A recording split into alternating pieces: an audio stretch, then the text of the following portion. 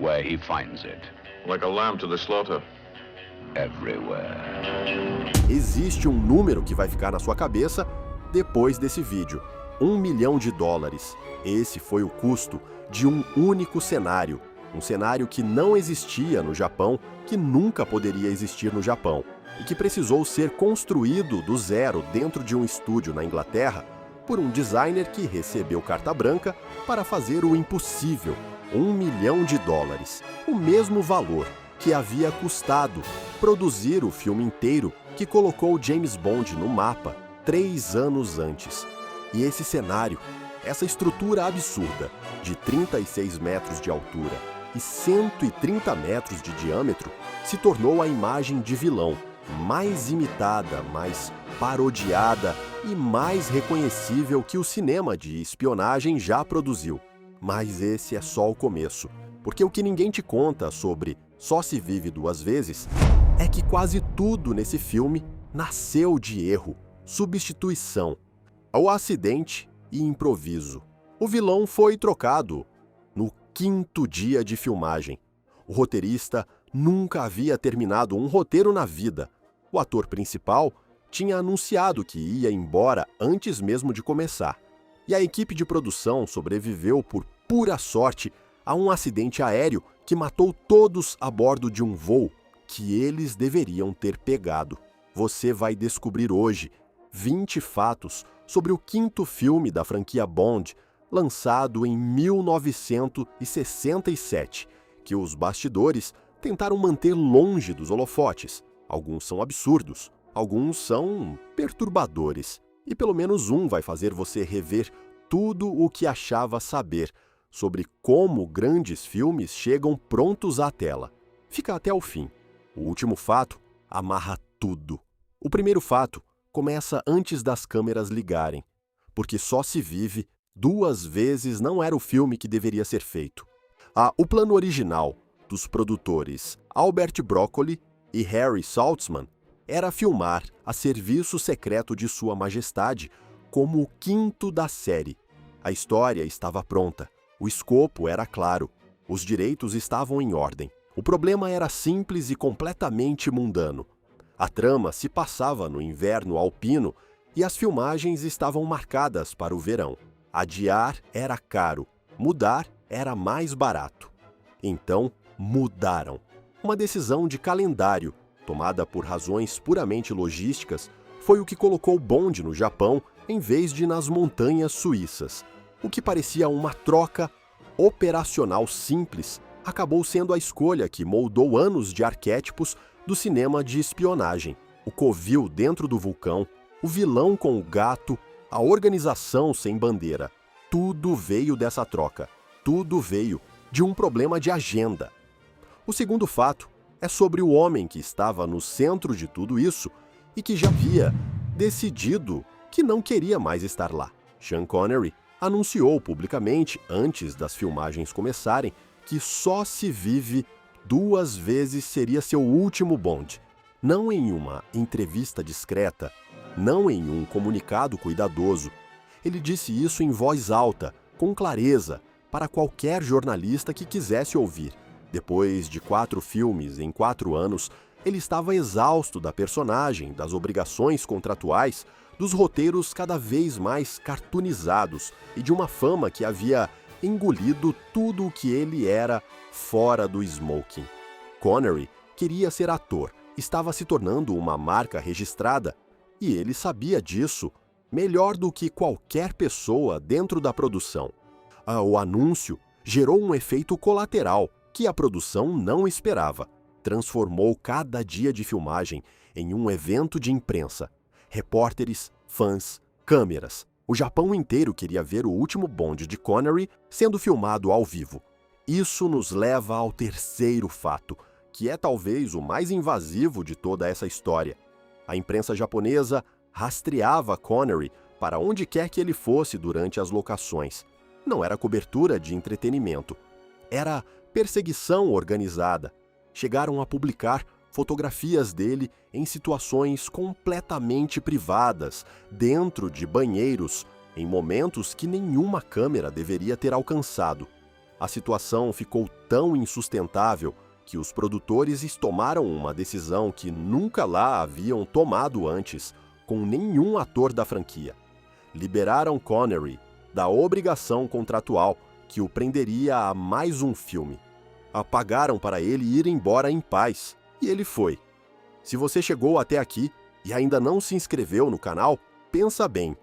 Essa história que você acabou de ouvir sobre Connery, a imprensa e os bastidores do Japão, isso é o padrão aqui, toda semana. Aperta o botão de inscrição, você vai querer estar aqui quando o próximo vídeo sair. Agora o quarto fato, e esse é o tipo de detalhe que parece inventado até você verificar. O roteiro de Só se vive duas vezes foi escrito por Roald Dahl. Sim, esse Roald Dahl, o homem que criou a fantástica fábrica de chocolate, James e o pêssego gigante Matilda. Um autor de literatura infantil, sem nenhum roteiro finalizado no currículo, foi escolhido para escrever o quinto filme da maior franquia de espionagem do mundo. O motivo era simples e, ao mesmo tempo, revelador. Dahl era amigo próximo de Ian Fleming. Aí o roteirista habitual da série, Richard Maybaum, estava indisponível, então chamaram o amigo do criador. Deram a ele 6 semanas para entregar um primeiro rascunho. As câmeras começaram a rodar antes de ele terminar. O quinto fato é o que Dahl pensava sobre o material que estava adaptando. Ele disse, sem nenhuma cerimônia, que o romance original de Fleming era o pior livro da série. Comparou-o a um guia de viagens disfarçado de ficção de espionagem. Afirmou que não havia trama suficiente para sustentar nem uma hora de filme. Então ele fez o que qualquer escritor de instinto faz quando o material não serve. Jogou quase tudo fora. Manteve o cenário japonês, alguns personagens e a presença de Blofeld. O resto foi inventado do zero em 6 semanas, sob pressão, com filmagens já em andamento. Mas inventar não significava liberdade total. O sexto fato revela as correntes que prendiam essa criação. Dahl recebeu dos produtores uma lista de exigências que não podiam ser negociadas. Bond precisava se relacionar com 3 mulheres no filme.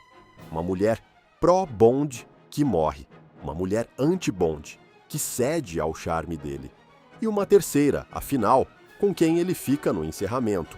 Era uma fórmula, uma receita testada em laboratório pelos 4 filmes anteriores. Dahl teve que encaixar essa estrutura tripla dentro de uma história que ele estava inventando ao mesmo tempo. O resultado foi um roteiro que funciona como espetáculo e claudica como drama, mas que ninguém dentro da produção tinha tempo de consertar. E agora o 7º fato, que é um dos mais reveladores de toda essa bastidores. O Blofeld, que você conhece, quase não existiu. O papel foi escalado inicialmente para o ator tcheco Jan Werich, um homem de presença física imponente e currículo respeitável na Europa. Werich começou as filmagens. Depois de 5 dias de câmera, os produtores e o diretor Louis Gilbert chegaram a uma conclusão incômoda. Ele não assustava ninguém. A descrição que circulou nos bastidores era de que ele parecia um Papai Noel bem-humorado. O comunicado oficial foi que Werich estava doente e precisava se afastar. A razão real era que o rosto errado havia sido escolhido para o papel mais aguardado da franquia até aquele momento. Donald Pleasence foi chamado às pressas, chegou ao set sem tempo de preparação adequada, assumiu o papel e entregou o Blofeld que o mundo inteiro conhece. A cicatriz, o gato branco, a voz fria e precisa que nunca levanta o tom porque não precisa. A Pleasence criou essa interpretação em cima da hora, sob pressão, substituindo um ator demitido depois de 5 dias. E o que ele construiu foi tão definitivo que inspirou diretamente o Dr. Evil de Austin Powers 30 anos depois. Uma paródia nascida de uma substituição de emergência. Você está no meio de uma história que a maioria das pessoas nunca vai ouvir do jeito certo. Se alguém que você conhece curte cinema de verdade, esse vídeo foi feito para essa pessoa. Compartilha. E se ainda não se inscreveu, o botão tá ali, sem pressão, mas você vai voltar aqui. E melhor ter o canal salvo. O 8º fato é sobre o gato, porque o gato merece um espaço nessa história. O animal que Blofeld carrega em cena durante quase todos os seus momentos era real, treinado e aparentemente muito menos preparado para explosões do que a equipe havia assumido.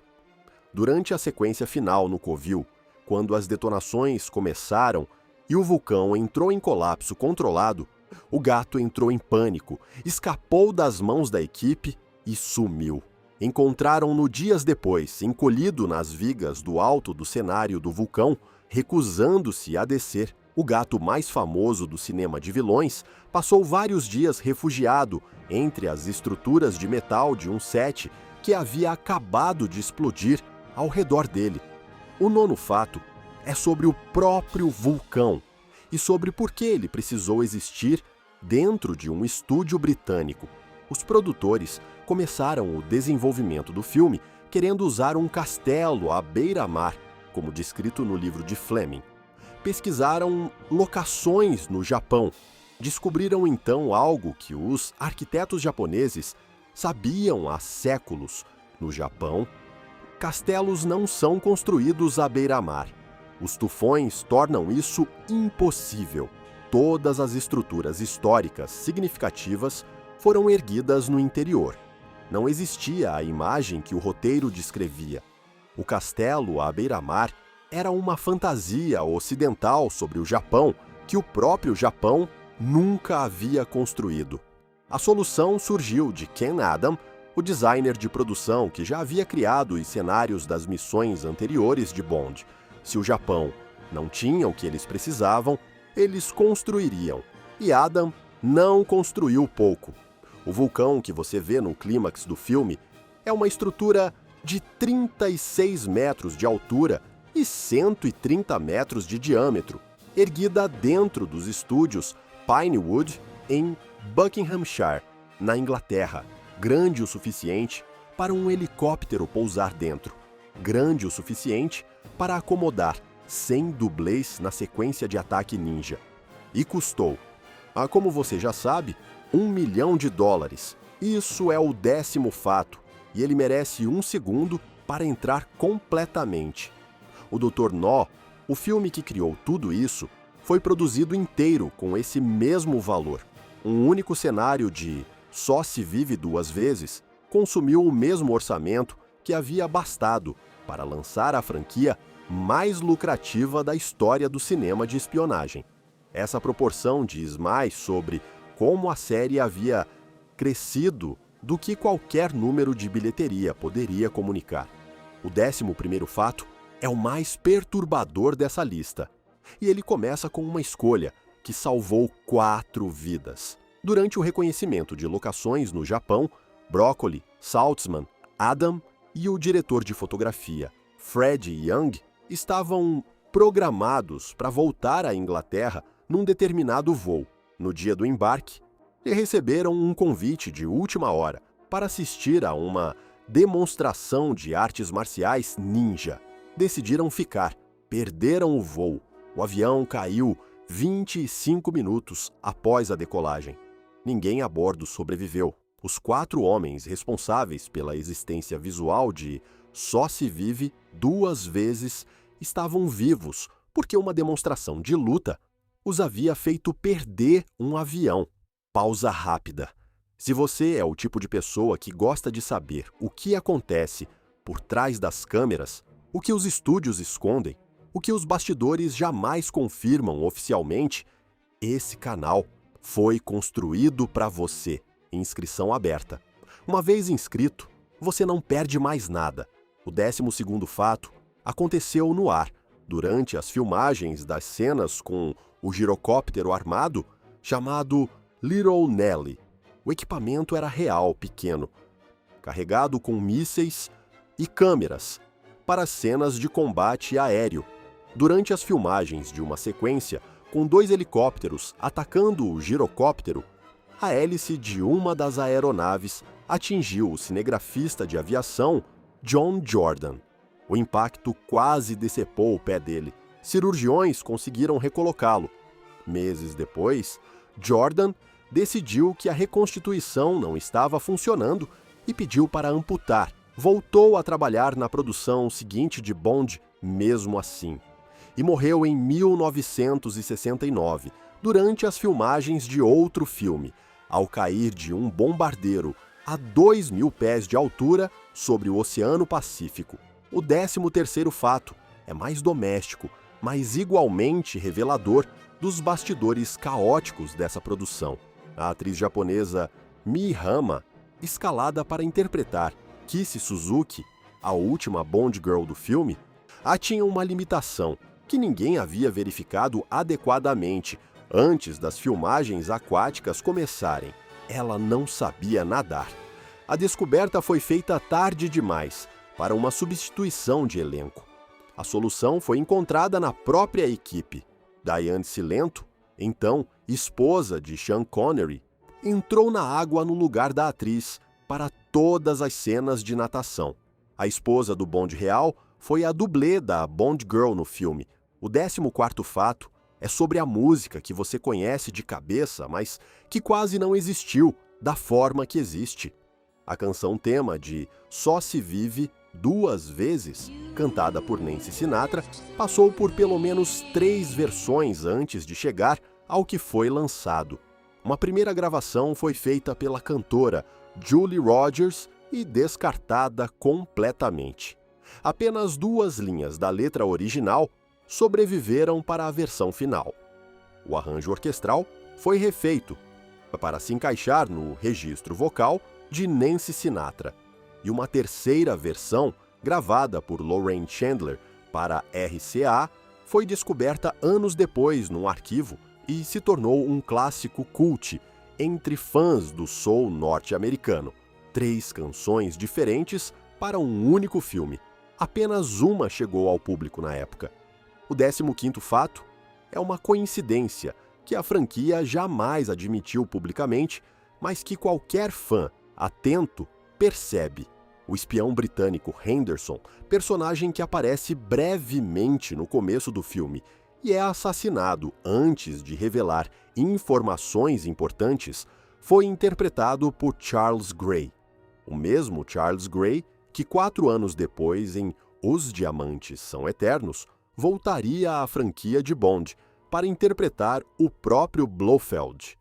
O ator que foi morto pelo lado errado da equipe em 1967 voltou como o vilão supremo em 1971. A franquia não apenas reutilizou o ator, ela o promoveu da vítima para o antagonista central. Charles Gray interpretou uma vítima e depois o maior vilão da série.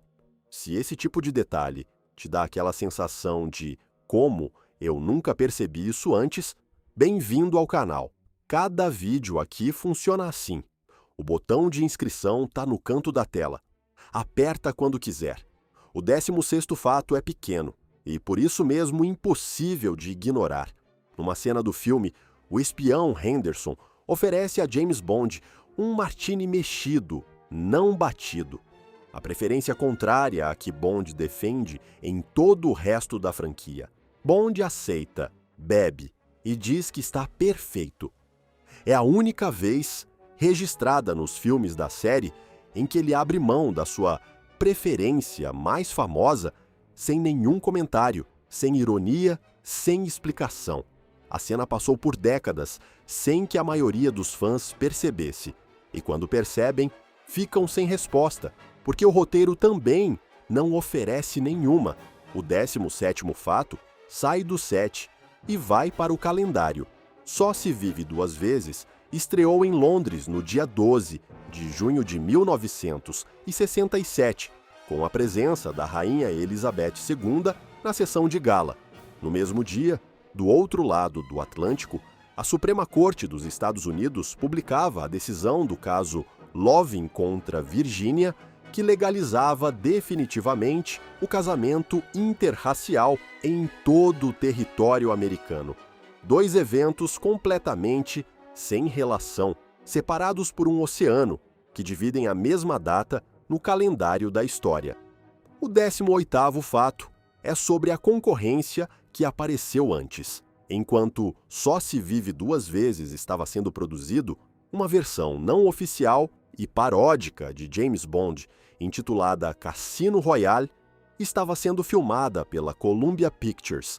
Esse filme, uma comédia de espionagem sem conexão com a produção oficial da Eon, estreou em abril de 1967, semanas antes do filme de Connery. O fracasso de Cassino Royale nas bilheterias criou um clima negativo em torno do universo Bond que afetou a recepção de Só se Vive Duas Vezes. Um filme ruim lançado antes contaminou o espaço que o filme certo precisava ocupar. O 19º fato tem uma camada de ironia que é difícil de superar. Connery usou peruca em todos os filmes de Bond, algo que a produção manteve em sigilo por anos e que o próprio ator eventualmente confirmou sem nenhum constrangimento. Só se vive duas vezes para a sequência em que Bond precisa se disfarçar como um pescador japonês. A produção colocou nele uma peruca diferente, mais curta, mais escura, adequada ao disfarce, uma peruca diferente sobre a peruca permanente. A equipe inteira, em cada ângulo, em cada cena de ação, garantiu que você não percebesse nenhuma das duas. E você não percebeu. Estamos chegando no fato final, o que fecha tudo. Mas antes, se você assistiu até aqui e ainda não é inscrito, já diz muito sobre você. Você é curioso, você vai fundo. Esse canal é para esse perfil exato de pessoa. Inscreve-se, ativa o sino. Você vai entender por que no próximo vídeo. O 20º fato não é um detalhe, é o que amarra tudo o que veio antes. Só se Vive Duas Vezes arrecadou mais de 111 milhões de dólares com um orçamento que girou entre 6 e 10 milhões, dependendo da fonte. Foi um sucesso monumental, mas foi o primeiro filme da série a registrar queda na bilheteria em relação ao anterior. Thunderball havia arrecadado mais, e isso, para uma franquia construída sobre crescimento constante, era um sinal. A fórmula estava ficando visível. O espetáculo estava começando a superar a história. Connery estava certo quando disse que os filmes estavam ficando cartoonizados. Ele estava dentro do próprio processo que provava isso. E ainda assim, esse filme criou os arquétipos que o cinema de espionagem usa até hoje. O covil dentro de uma estrutura natural. O gênio do mal com um animal no colo. A organização criminosa sem país, sem bandeira, sem ideologia além do poder. O espião que morre logo na abertura e ressuscita antes dos créditos terminarem. Tudo isso nasceu aqui. Nasceu de um problema de agenda, de um roteirista sem experiência, de um vilão demitido no 5º dia, de um ator que queria ir embora e de uma equipe que sobreviveu a um desastre aéreo por causa de uma demonstração de artes marciais. As maiores construções raramente nascem de planos perfeitos. Nascem de restrições, de trocas forçadas, de urgência e de pessoas que, mesmo sem saber que estavam construindo algo duradouro, agiram como se cada decisão importasse. O vulcão que não existia no Japão ainda existe na memória do cinema e foi erguido por pessoas que tinham 6 semanas, um ator exausto, um roteirista de livros infantis e um vilão que precisou ser substituído na semana das filmagens. Se esse vídeo te deu uma perspectiva diferente sobre como grandes coisas nascem de circunstâncias impossíveis, deixa nos comentários qual desses 20 fatos te surpreendeu mais. E me conta também, qual ator de Bond você acha que Roald Dahl teria escrito melhor se tivesse tido mais tempo? A resposta vai guiar o próximo vídeo dessa série.